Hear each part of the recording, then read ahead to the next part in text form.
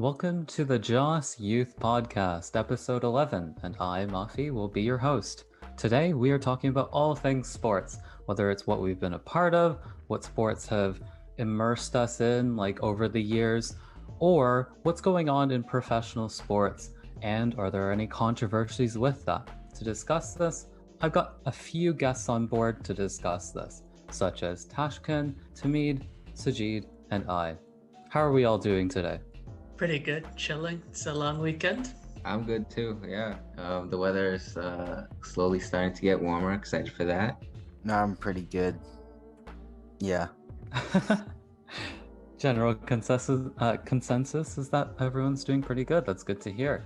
Let's get straight into the topic then of personal experiences within sport. I know I've played a great deal of soccer. I've played European handball in middle school. What have you guys really enjoyed over the years, and any passions through the sport? Yeah. So I have a huge passion for basketball. I think Tahmid knows. Very big passion for basketball that developed when I was in grade 6. I would say that basketball is my true love, and then but before that actually I played cricket a little bit in I think grade 4 or 5, and I think that was the first time I really got into sports. And I think at that time it was around the time of the 2007 World Cup, I think, and yeah, everybody around me was talking about cricket, so I picked up a bat and ball and played with people. And so that's probably the first time I really got into sports. And then yeah, later on when I grabbed a basketball and started playing that was just something totally different. All right. To me, do you have any experiences at all? Yeah, definitely. I think I was really into sports growing up as a child. Like I literally come after school, do no homework, and I just look out the windows to see which friend was out on the streets trying to play. And that's specifically, I grew up in Dhaka, in Bangladesh, and this was in the 90s when the cricket culture was just taking off because we had just won some international matches, and everybody was like glued to the TV screens. They thought, it was a big deal, and socially get influenced, right? You want to be like on the team. And I was getting advice from like people who used to live downstairs who had played like B squad of the international team. And yeah, I was deep into cricket. Before that, I spent a few years really young in Malaysia, which has a really strong badminton culture. It's something I never got deep into because of opportunities, but I have like pictures of me as a baby running around with like a badminton racket in hand, because that's what they do. Like it's just the sport that everybody plays. And then after immigrating to Canada when I was slightly older, also a kid still, I got really into soccer through like schoolyard playing, and everybody was into that hype and the FIFA World Cups, and then soccer became sort of the next progression or evolution. Somewhere closer to younger adulthood, I really got into ping pong, table tennis as well. Played like after school, high school club, and then also at a community center. I had a few years YMCA, with the buddies. So I had a ping pong phase as well. But it's been, one thing to the next, and they're all pretty much on my list of favorite sports to play or watch or whatever. It seems like in your case, there's a lot of it's like situationally, like, okay, I was in Bangladesh and Bangladesh is freaking out over this sport in particular. Let me get involved in this. Let me feed into the hype and just get really immersed into that. And maybe I was gonna call you Biggie, Sajid, anything works. Did you get a sense of that, like growing up as a kid, maybe watching the World Cup or something like that? Yeah, I guess. Like for me, my like love for soccer and like my passion for soccer really came after 2014 World Cup, when like it was huge all around the world and stuff. Oh, the Brazil one. Yeah, the Brazil absolutely. one especially, all the moments like during that World Cup, even in like the group stages, but especially in the final or like the Brazil Germany game. That's really when like I grew to like love how like exciting it can be, I guess, to where I started I started playing soccer, right? To where it's like I play in the schoolyard, all the lunchtime games, and then eventually led to me like eventually wanting to take this as a career path if possible, to where I'm playing in a League One Ontario like team, and yeah. Yeah, for sure. I mean, you still have got what's it called? Much time on your hands with how young you are in terms of like going into the sport further. And as you grow older, you either have to like give it up and be on the sidelines, or you're grabbing a coaching role or something to get involved within sport.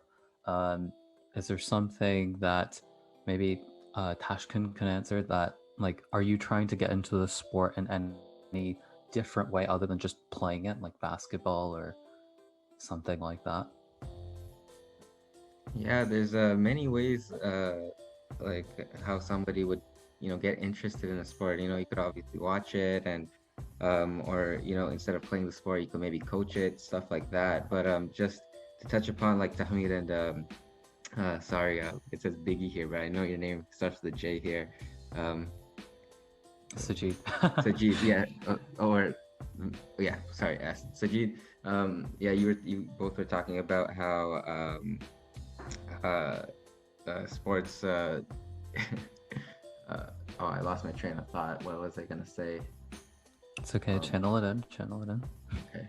Okay. Anyway, my point being is, yeah, you could access sports through so many ways, and your interest could develop through so many avenues. For example, in grade 6, when I fell in love with the sport of basketball, I actually moved to a different area, and I was going to a new school at that time. Long story short, I'll call it a new school, but it's actually an old school that I returned to. Um, and I was looking for like sort of an identity, right? I didn't have any friends at that time because it was a new school. I just came in first day, and then I see people playing basketball. They have too many people, and then I see people playing soccer. Oh, they have too many people. So I'm trying to figure out what I want to do.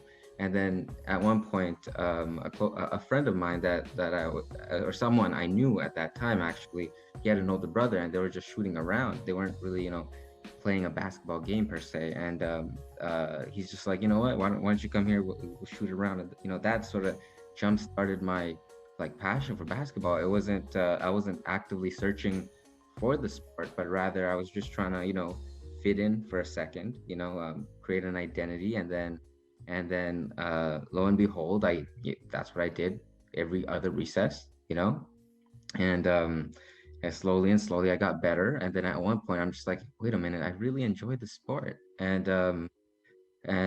yeah, and that's where it stemmed from, right? It didn't stem from me actively liking basketball right away, but getting better at it and then realizing, oh my god, I really like this sport. So yeah, there's a lot of ways people could end up liking a sport.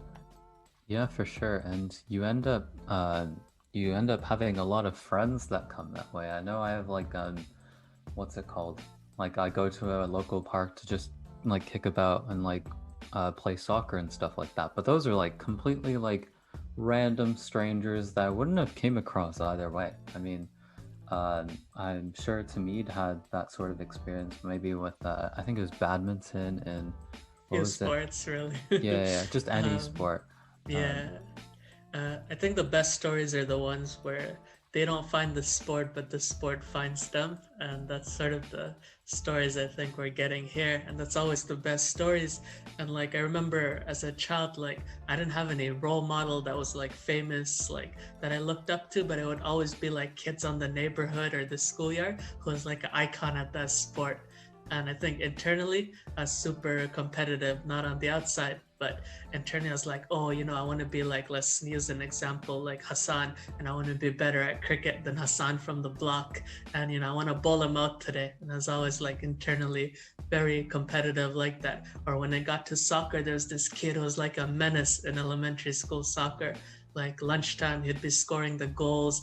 And like, obviously these kids practice a lot. So I'd be like, yeah, you know what? I want to be like that kid from school and be better than him. And internally, yeah, as very competitive, but systematically, I think systems matter too, like being in the right place and the right infrastructure, because most people don't go pro, right? And there's many reasons for that. And systems and opportunities is a big part of that, access to equipment, access to coaching and everything. But there's other avenues that people can get involved definitely in the sport or stay involved, whether that's recreational leagues, high school clubs, like for me in ping pong and how I got involved, or just playing pickup in the park or etc. So yeah, it's definitely something to think about in terms of like involvement and staying just with the sport over time, even as you get older. Yeah, for sure. I'd actually love to like talk about that point where it's literally like it's all about your like circumstances as well. Like let's say you're aspiring to be a footballer or soccer player in Canada. That's not as possible, at least back then. We just recently got a professional league in soccer, which is, we're so late to the party about that. The fact that it's I think we've only had 2 years of a only Canadian league, and I know that Sajid's aiming for aiming high. I don't know how high you're trying to aim for, but it's a now like a genuine possibility. And I know in other countries, let's say you were just really interested in cricket and you'd be like grown up in like Brazil or something. You might have been like really unfortunate for that. You're in the wrong crowd, and like I guess the stars align if you're trying to really pursue a sport and like continue and all that sort of thing. I know as a kid I was like, this is going to be difficult. I'd have to go to Europe to fulfill my soccer dream if that was the thing. But slowly and slowly, I think we're globalizing every sport as best as we can, I think. Okay. Just got a Facebook notification. I don't know if that was audible. But yeah, Tashkin, you'd like to have any extra thoughts? Yeah, just about like the globalization of sports, or the increasing amount of sports leagues in Canada. So there's also a new basketball league that started in Canada. Oh, beautiful. The Canadian Elite Basketball League or something like that, CEBL. And yeah, that started I think 2 summers ago. So that's also increasing. And I read somewhere, actually, it's interesting to me, I read somewhere that soccer is the sports that's increasing the most in Canada. Like people play soccer the most. Oh, with the foreigners and stuff? Yeah, like the people are coming in and bringing in that culture. Continue. Yeah, exactly. So yeah, and then but the past couple years, it feels like, because of the Raptors, the Raptors winning the championship, it feels like, maybe basketball is gonna take that leap. Maybe more people are playing basketball now. But yeah, I'd like to see what the statistics are now. I'd actually like to like bring it onto the topic of maybe like Olympics and tournaments and all like basketball and stuff. It felt like, was it a year or two ago that the Toronto Raptors won? Everyone was going ballistic. This was pre-COVID, because otherwise we'd all have COVID by now. But oh my god, like it felt like everyone was like a bandwagoner, and like, oh my god, I suddenly love basketball now. Is crazy. Tahmid, would you like to share your experiences with how you felt about the Toronto Raptors? And maybe Tashkin and Sajid could join in after. Yeah, I just want to touch quickly on the point of geography that was being discussed.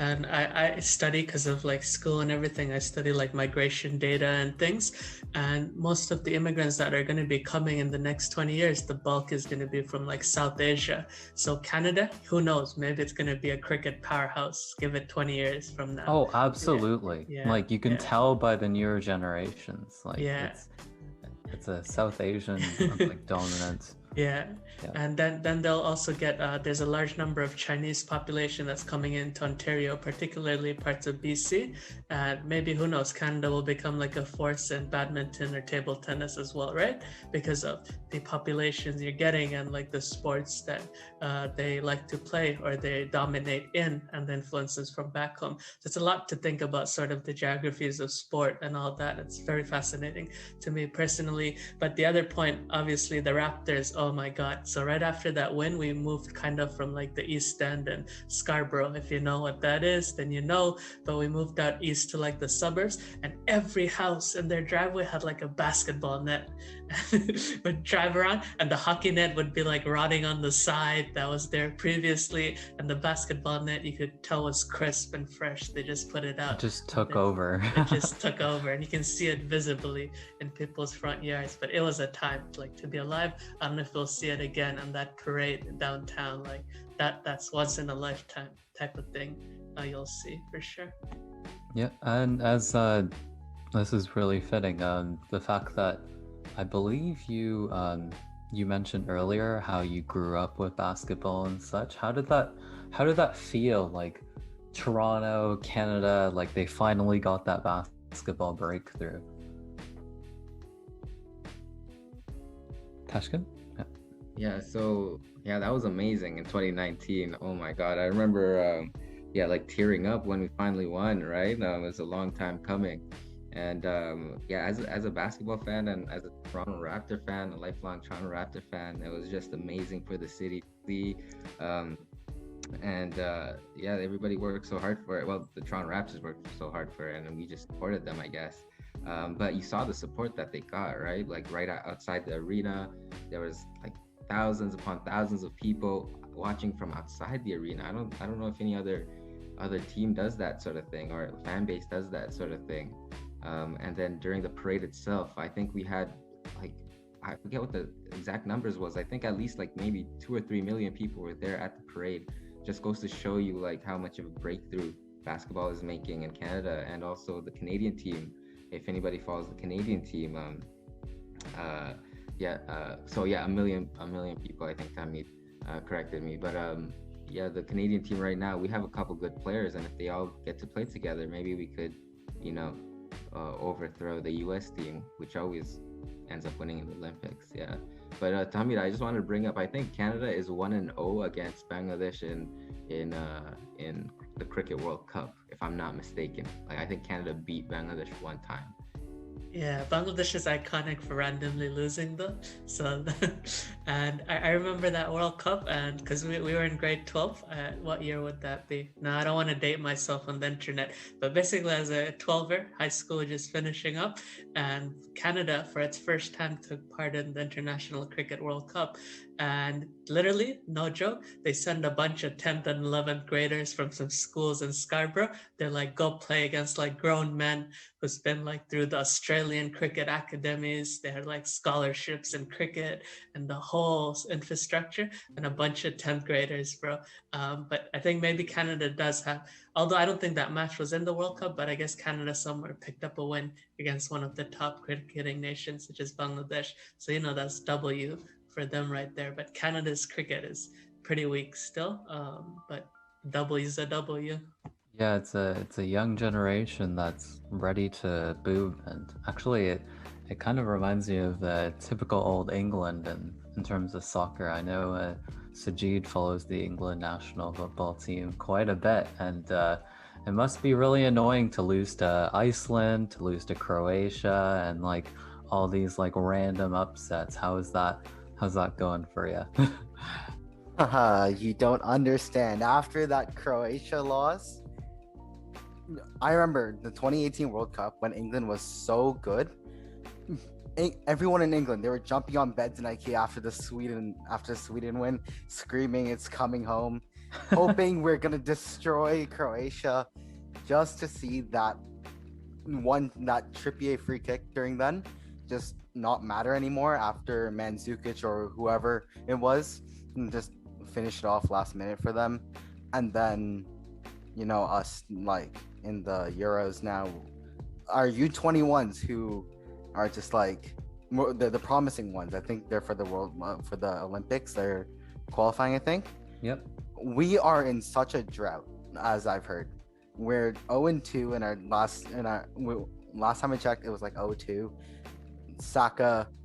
Not Saka, Smith Rowe. What are we doing? I don't even know anymore. I just noticed the comment with Tahmid and the England football team and how it's us, but I guess you can make that connection. It's like, yeah, we're still under the Queen's like reign or whatever. Yeah.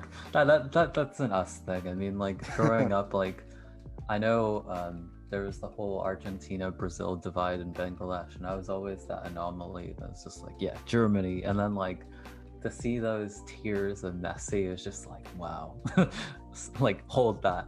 Like L but yeah, it's quite something. But yeah, that talks about like but that was like our discussion with like the tournaments themselves and how much they meant to us and how they shaped the world. But there are also some not so pleasant moments in sport, and there's some sporting controversies that I think that we've all sort of seen like make the roundabouts, whether it was on Twitter, the news, or any sort of platform. Or is there anything in particular that stands out to you that's just like this can't be happening, you know? To me. Yeah, I think there's lots of opinions and opinionated people. The first one that comes to mind is the Olympics, and what was supposed to be 2020 Tokyo is now 2021 Tokyo. But regardless, it seems like it's going ahead, and there's all these controversies around. I think the committee being sexist and the head making some sexist comments, that was part of it, and then he was promptly kicked out, so that made rounds in the news. And then the whole controversy of local people being really against it and not wanting it, but the committee still deciding that it should go ahead. And there's obviously, I think, legitimacy and credibility arguments on the both sides, and it's going to be a really contested event with a lot of heated debates, I think. And regardless, for as far as I know, they are adamant about going through with it, but they'll be banning international fans, right? So a Canadian or I don't know, someone from England won't be able to fly over to spectate, so it'll only be Japanese fans and such that'll be partaking. So it's a whole mess, and rightfully so. Imagine doing an Olympic in a pandemic. And I know that in the history of Olympics in the modern form, since it's been around since ancient Greece, but in the modern form since for the last 100 and something years, this is the first time, despite the wars and everything, that actually has been delayed a whole year. And it's not something that happens because the Olympic just goes on. And this time they had to delay, but they refused to cancel it despite the pressures and the controversy. That's a big one. The other one, someone else, I'll let Sajid speak to it, the 2022 Qatar, and FIFA being FIFA and its controversies with bribery, corruption, and whatnot. And also just Qatar getting it and the heat problem, the labor problem, and whatnot that comes with it. Yeah, so they, I believe they've ripped up the visas of people working there, or either like confiscated them or something. And I think what was weird with the whole human rights thing there was, so basically they got people from like Bangladesh or like somewhere like from poorer backgrounds. They brought them to Qatar. They're like, so you can work here, you can send some money back, but until it's over, like until your job here is done, we're not helping you. Like you're stuck here with like the limited facilities that we're going to give you, but you're gonna make us these beautiful like stadiums and such. And I know that Norway and Germany's national team have been boycotting that, or trying to at least. I think it's a very, and I'd like Sajid's opinion on this, is do you boycott the tournament and move it somewhere else, or do you think that's disrespectful to the people who have died and I guess like worked towards creating this beautiful like new venues and such for the 2022 World Cup? Okay, I'm gonna sound really dumb because like I don't really know what I'm saying, but like okay, Norway, Germany, they're trying to boycott this whole thing, right? Yep. It just doesn't seem right, only because, yeah, obviously they're making these huge venues, such a big event happening, and just Norway stepping in. It's like, yeah, you know what? Screw all of you. Screw what you've done. Screw all the people that you've lost, all the family members, all that. We're just gonna. We have stadiums. You join. We'll do the World Cup here. I just don't think that's right. Because like obviously, lives have been lost. People aren't doing well, like working and stuff. It just it feels weird. The fact that Norway and them are trying to like boycott the whole thing. Do you think it's undermining all the hardships that have happened? And I guess like moving forward, we can definitely be like, okay, why is the World Cup being hosted in South Africa when it was supposed to go to Morocco? Why is it going into Russia, which is not always universally seemed as the most friendly, or Qatar, which literally felt really random. It's like, oh, hi, like I have money. Like, you know what I mean? Tahmid, would you like to continue? Yeah, I think it's very complicated, and there aren't necessarily right answers as such, or clear-cut answers. And I know I've heard about the Norwegian team and the human rights campaign that they're undertaking against Qatar and its labor infringements. And the flip side, unfortunately, of that is if they weren't using this forced labor to build stadium, they'd be using them to build something else. And that's the unfortunate reality of construction and how it is in these wealthy Middle Eastern countries, using South Asian laborers, etc., etc. So it's a very difficult situation, and thankfully the world's spotlight is sort of on them, and hopefully there can be actual constructive action, because now that the spotlight is being brought on this issue. So there's the positives, and the negatives, as Sajid is alluding to. Okay, you just discredit all the work that's been done, all the investments, by scrapping it or moving it elsewhere. So yeah, it's something to definitely think about without clear-cut answers. But in my opinion, at least the spotlight and the criticism is a good thing, because more powerful parties, or whatever powers be, are now paying attention to the issue. Yeah, and Tashkin, would you like to add your 2 cents to it, or bring up another controversy if you'd like? Yeah, I'm just gonna add my 2 cents for this Qatar World Cup controversy. So this labor human rights issue has been going on since time, right? Since before the last World Cup even. Like I've heard about it like years ago. So it's kind of funny to me to see people boycotting now when we're approaching the 2022 Olympics, not Olympics, the World Cup, I think. Why weren't people talking about it or this agitated about it, years ago? Oh right? yeah, in Brazil, right? Like that was a thing as well. But the Qatar, I remember hearing about this Qatar issue like years ago. Like, yeah, well, in Brazil, they had their own problems, right? I think Tahmid might know something about that.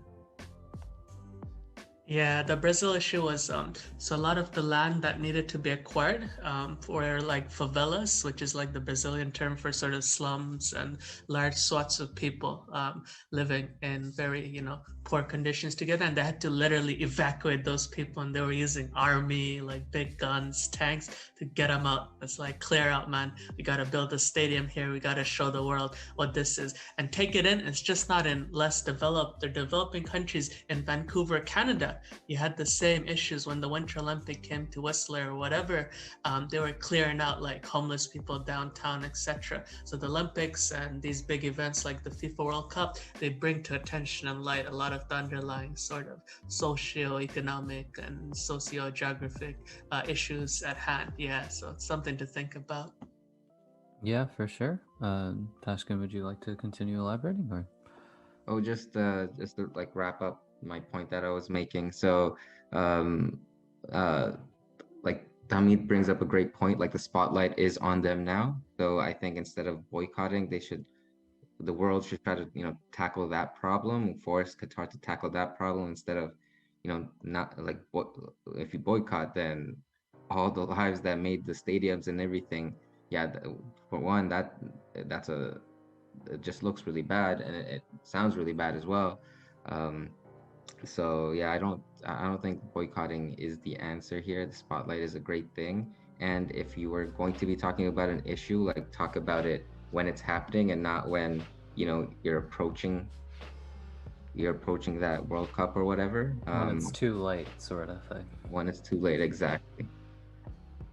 All right, so on a fun, or on a more lighter note in the podcast, let's talk about our favorite sport and what one rule change you could do to make it better, or is there some sort of virtual technology that you'd like improved in it? So maybe let's start with Tahmid on what your favorite sport is and what you like to see changed in the game. Wow, that's a really difficult question.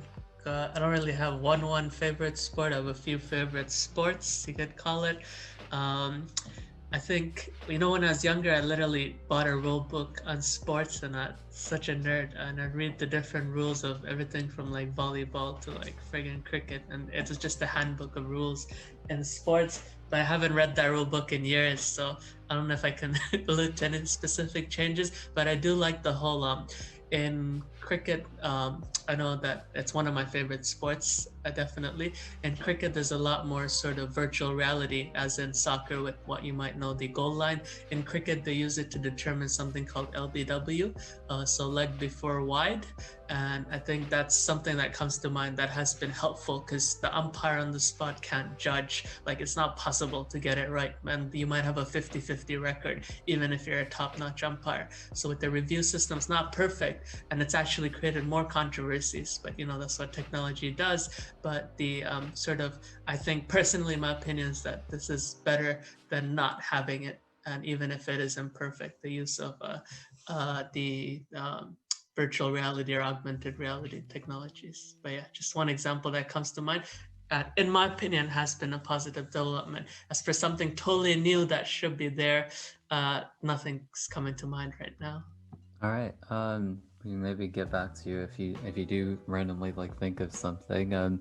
I know that with the implementation of technology and all this like reviews, it's the whole incentive is like, oh, let's try to make it our calls better and maybe even make them objective, but in return they've just become more subjective because of how we've had to deal with that sort of data. And Sajid, is there something in maybe soccer that you'd like to point out that you'd either like to change, whether it's in the specific rules of the game or the implementation of technology, just like in cricket? I mean, for me, it's like my main focus when it comes to like soccer, or like not really soccer, but like the rules, I guess. VAR is the biggest thing for me, because like there have been so many issues in the Premier League, especially with VAR, how they're running the whole system.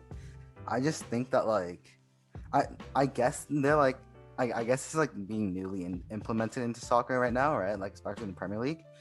But like the fact that it's not being used to like its full like full potential, I guess. Like, you know, there are times where the referees wouldn't even use it. They'd make the calls and not even bother to check VAR to make sure or anything like that. I just think that what the referees are doing, they're using VAR as like, do I really need it? I have experience with refereeing. Why would I use like a pride thing? yeah, like more of a pride thing, yeah. But then like, yeah, it's mainly just a pride thing. But like the VAR, like with the offside stuff, they're so precise that it's stupid, or like they're so precise that like, if I don't know, Bruno Fernandes were to look onside, but then they use VAR to pinpoint where the edge of his knee is, they'd call it offside.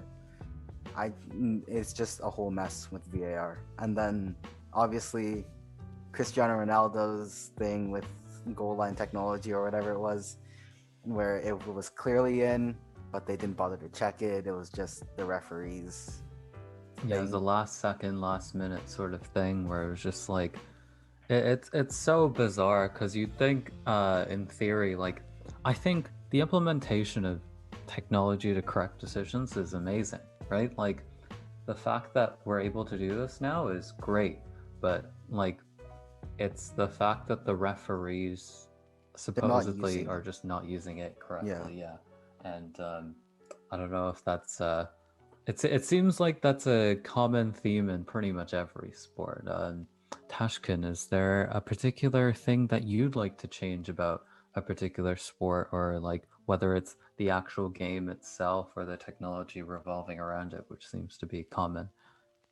Yeah, I'd like to see one change in the NBA. I don't know if this rule happens in other leagues, but first of all, great question. And yeah, so the rule I want to see changed or altered or whatever, they made it so the NBA made it so easy for offensive players to get points nowadays. So you see a lot of offensive players jumping into defenders to draw a foul, and now they get two or three free throws, right? Oh, that's But what that explains the 120 games and all that sort of thing. It seems pretty high. exactly. Back in the day, the scores were like 85 to 90, 95 to 90. It would barely go over 100 for a lot of the games, right? And now it's, yeah, like you said, it's 120 to 110. But oh my God, it just gets under my skin because like it's not a natural shooting motion if you're jumping into the defender to draw a foul. Yeah, so I'd like to see that change.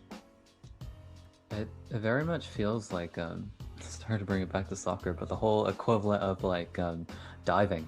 You know, like you're really asking for it. You're really like, I think I get it. Like we want, like in theory, oh, we want more goals, we want more points, we want more of this, but at what cost? Like, does it just dilute like the excitement of like the whole reason why I personally don't watch basketball is because of how many points you can rack up. It feels like you're constantly like scoring, and I know like soccer is the exact opposite. There might be like a 0-0 game, and that's it. But yeah, like where's the fine balance between like is the balance like 90 points or like 80 points within a basketball game? And just before we bring it back to Tamid, Tashkin, anything else you'd like to point out, I guess? Oh, no, sorry. I think I had my Oh, hand you're up. okay? Yeah, Tamid? I'm good.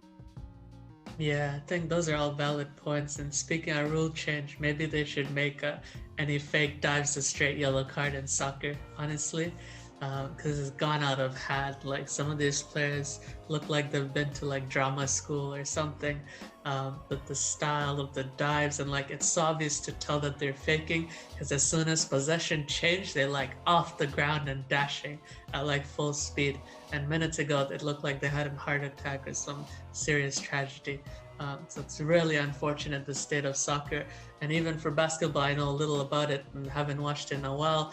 But the shooting form's changing because you can draw the foul, like players sticking their knees out and all these awkward things. Because as soon as you get any sort of touch, it's going to be you're going to the foul line to shoot how many ever, right? So it's really strange, but the impact it has on the sport and like the tempo and the style of play and how players will adapt, right? If something's going to get them the W, no matter how ugly it is, they will adapt because they're there to get the W, right? As simple as that. And that's how it goes.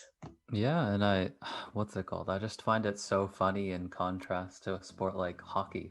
Like it's very like maybe rugby or something, but basically they just straight up have fights. I swear they do in hockey at least. I'm not sure if they have them in the actual like NHL 2K or whatever like uh series they have. I know like it's pretty common, and they just sort of let them like go at it, and it's funny to watch. But I'm also like the I feel like I'd watch more hockey if it wasn't for the fact that the puck is so difficult, at least for me, to keep an eye on. I guess that's why I kept losing to Sajid on NHL. Let's see, Sajid, would you like to talk about your glory days in the NHL game?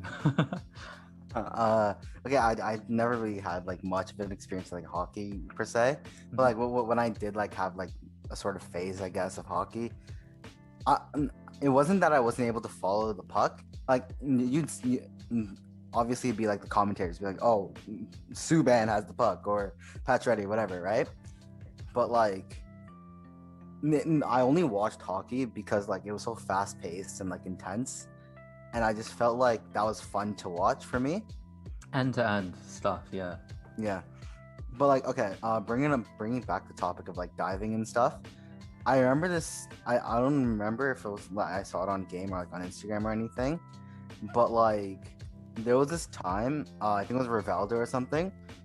And so they were supposed to take a corner and Oh, the turkey game. I know what yeah, you're talking about. yes. So it's like the player like kicked it to him. It like hit him, but he dived holding his face. I think it was. Yeah, it hit his As like if- knee. Yeah, it hit his knee, but he dived holding his face. I just thought that was the funniest thing I've ever seen.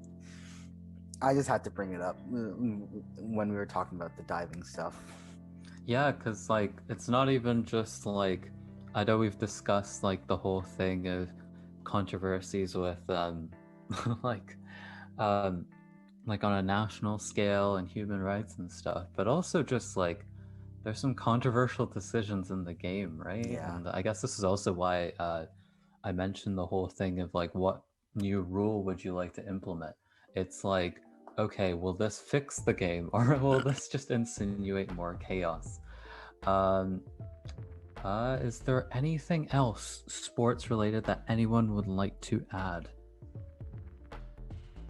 Is there anything you guys are looking forward to playing after like COVID is like done with?